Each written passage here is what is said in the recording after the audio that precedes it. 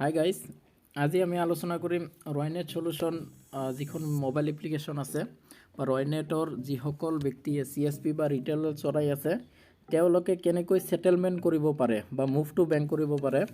যিমান ট্ৰানজেকশ্যন হয় বা APS কৰি হওক বা মাইক্ৰ ATM কৰি হওক বা কোম্পানীৰ পৰা ডাইৰেক্ট ৱালেটত বেলেঞ্চ উঠাই লৈয়ে হওক, যেনেকৈ হওক বা যিখিনি বেলেঞ্চ ৱালেটত থাকে মানে ৰিটেইলাৰৰ ৱালেটত যিমানখিনি বেলেঞ্চ থাকে সেই বেলেঞ্চবিলাক কেনেকৈ সেটেলমেন্ট কৰা হয় বা কেনেকৈ নিজৰ একাউণ্টত লোৱা হয় সেই বিষয়ে আজি আমি জানিম লাইভ ভিডিঅ'ৰ জৰিয়তে।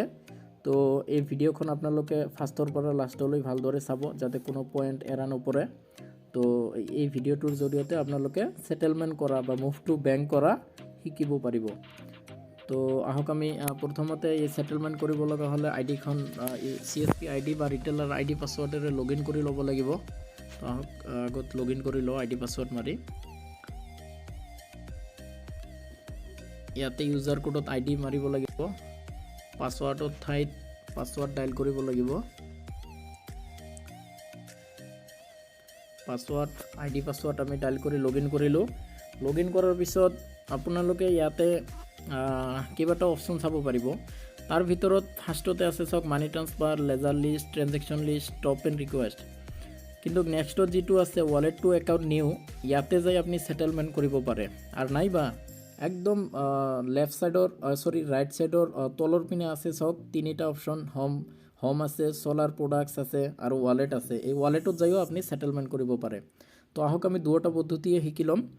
তো ৱালেট টু একাউণ্ট নিউত যদি ক্লিক কৰে তেনেহ'লে এনেকুৱা দেখিবলৈ পাব। ৱালেট টু একাউণ্ট নিউত ক্লিক কৰিলে আপোনাৰ আগত যিখন একাউণ্ট অলৰেডি ইয়াতে সেভ আছে মানে মুভ টু বেংক কৰাৰ কাৰণে যিটো আপুনি এড কৰিছে একাউণ্টটো, সেইটো একাউণ্ট নাম্বাৰ শ্ব' কৰিব। কৰাৰ লগে লগে তাতে এটা অপশ্যন লিখা থাকিব ফাণ্ড ট্ৰান্সফাৰ বুলি। তো ফাণ্ড ট্ৰান্সফাৰত যেতিয়া ক্লিক কৰিব কৰাৰ লগে লগে চাওক আগৰ একাউণ্ট ডিটেইলছবিলাক আহিছে, একাউণ্ট নেম আহিছে, বেংক নেম আহিছে, state bank of India, account number আহিছে, IFSC কোড আহিছে আৰু এভেইলেবল বেলেঞ্চ আহিছে ইয়াতে কিমান বেলেঞ্চ আছে মানে। তো মোৰ ৱালেটত বৰ্তমান 28,606 টকা 22 পইচা আছে। তো এতিয়া মই ইয়াৰ পৰা অলপমান টেষ্টিঙৰ কাৰণে সেটেলমেন্ট কৰি আপোনালোকক দেখাই আছোঁ। তো ট্ৰানজেকশ্যন টাইপত ক্লিক কৰিব লাগিব, এইটো সিলেক্ট কৰি ল'ব লাগিব। তো ইয়াতে যদি মাৰে তিনিটা অপশ্যন পাব, IMPS, NFT আৰু RTGS।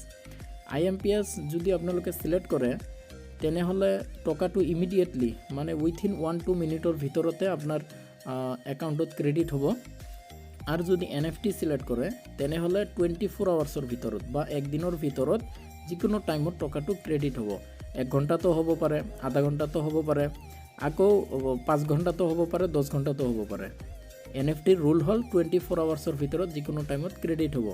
3 নম্বৰটো হ'ল RTGS। RTGS যদি সিলেক্ট কৰে তেনেহ'লে মিনিমাম 2 লাখৰ ওপৰত যদি টকা একেলগে সেটেলমেন্ট কৰে তেতিয়াহ'লে RTGS আপুনি সিলেক্ট কৰিব। তো গতিকে আমি IMPS কৰি আমি টেষ্টিং কৰি চাওঁ। IMPS কৰিলোঁ আৰু ইয়াতে টেষ্টিঙৰ কাৰণে 1000 আমি মাৰিলোঁ।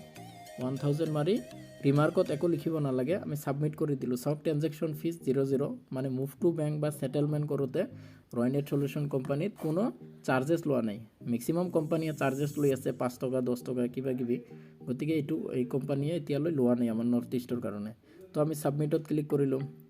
কৰাৰ লগে লগে transaction fund transfer request submitted successfully, UTR number বা RRN নাম্বাৰটো আপডেট হৈ যাব অলৰেডি। তো এইটো আমাৰ ছাকচেছফুলি হৈ গ'ল।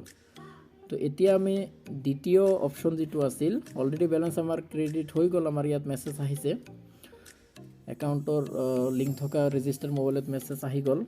তো এইবাৰ আমি দ্বিতীয় পদ্ধতিটো শিকিম যে তলত যিটো ৰাইট ছাইডৰ তলত যিটো ৱালেট বুলি লিখা আছে ইয়াতে ক্লিক কৰিলোঁ। ক্লিক কৰাৰ লগে লগে এনেকুৱা অপশ্যন আহিব চাওক, ৱালেট প্ৰথমে প্ৰফাইল থাকিব, তাৰপিছত ৱালেটটো থাকিব।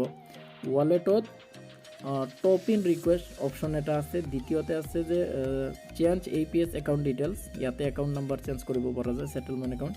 তলত আছে ৱালেট টু একাউণ্ট নিউ, এই ৱালেট টু একাউণ্ট নিউত ক্লিক কৰিব লাগিব। ৱালেট টু একাউণ্টত নিউত ক্লিক কৰিলে সেম আগৰ দৰে আহিব অপশ্যন, আগৰ দৰে অপশ্যনবিলাক আহিব যে সিলেক্ট ট্ৰানজেকশ্যন টাইপটো সিলেক্ট কৰিব লাগিব, IMPS, আমি IMPS কৰিলোঁ। আৰু নাইবা এইবাৰ NFT কৰি দেখাওঁ টেষ্টিঙৰ কাৰণে। তো ইয়াতে এমাউণ্টটোত ইণ্টাৰ এমাউণ্টটোত মাৰিব লাগিব 1000 আমি মাৰিলোঁ শিকাৰ কাৰণে। আৰু ইয়াতো চাওক ট্ৰেনজেকশ্যন ফিজ যিটো মুভ টু বেংক যিটো ৱালেট ছেটেলমেণ্ট কৰা যিটো চাৰ্জেছ সেইটো 0 NFTও 0 RTGSও 0 আৰু IMPSও 0 আৰু ৰিমাৰ্কত একো দিব নালাগে আমি ডাইৰেক্ট ছাবমিট কৰি দি দিলোঁ ছাবমিট কৰাৰ লগে লগে এইটো আজি একচুৱেলি নহয় সেকেন্ড আৰু ফ'ৰ্থ ছেটাৰডে আৰু নট এলো টু ট্ৰেনজেকশ্যন NFT ট্ৰেনজেকশ্যন নহয় IMPS হৈ আছে অকল তথাপি আমি ইয়াৰ পৰা IMPS 1000 ট্ৰান্সফাৰ কৰি শিকিম আমি IMPS সিলেক্ট কৰিলোঁ টকাটো ৰিমাৰ্কত দিব নালাগে ডাইৰেক্ট আমি ছাবমিট কৰি দি দিলোঁ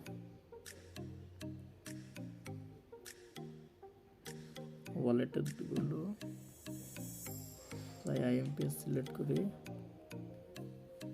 1000 মাৰি ছাবমিট কৰিলোঁ ৰিকুৱেষ্ট ইজ নট এলো উইথিন 5 মিনিট 5 মিনিট আগতে আমি 5 মিনিটৰ ভিতৰত সেটেলমেণ্ট এবাৰ যদি কৰে তেনেহ'লে 5 মিনিটৰ ভিতৰত আৰু এবাৰ সেটেলমেণ্ট কৰিব নাপায় তাৰমানে পাৰ্মিশ্যনটো নিদিয়ে তো গতিকে আমি আৰু এটা অপশ্যন আছে সেইটো আমি চাই ল'ম শিকি ল'ম পিছত আপোনালোকে ভিডিঅ'খন ভালদৰে চাই তেনেকুৱা কৰিব হৈ যাব তো এইটো আমি দুটা শিকিলোঁ এটা আছে ৱালেট টু একাউণ্ট নিউ তাতে ক্লিক কৰি ফাণ্ড ট্ৰান্সফাৰ কৰিব পাৰে আৰু এটা আছে ৰাইট সাইডৰ তলৰ পিনে ৱালেটত ক্লিক কৰিব পাৰে কিন্তু আৰু এটা আছে লেফট সাইডৰ ওপৰত যিটো থ্ৰী লাইনৰ অপশ্যন আছে তাতে যদি ক্লিক কৰে তাতে যাইও কেইটামান অপশ্যন পাব profile wallet services help desk MIS solar product my order rate us share logout তো ইয়াতেও চাওক ৱালেট বুলি যিটো অপশ্যন আছে ৱালেটত ক্লিক কৰিব পাৰে ক্লিক কৰিলে তাতো same top in request change APS account details আৰু ৱালেট টু একাউণ্ট নিউ এই ৱালেট টু একাউণ্টত নিউত যদি ক্লিক কৰে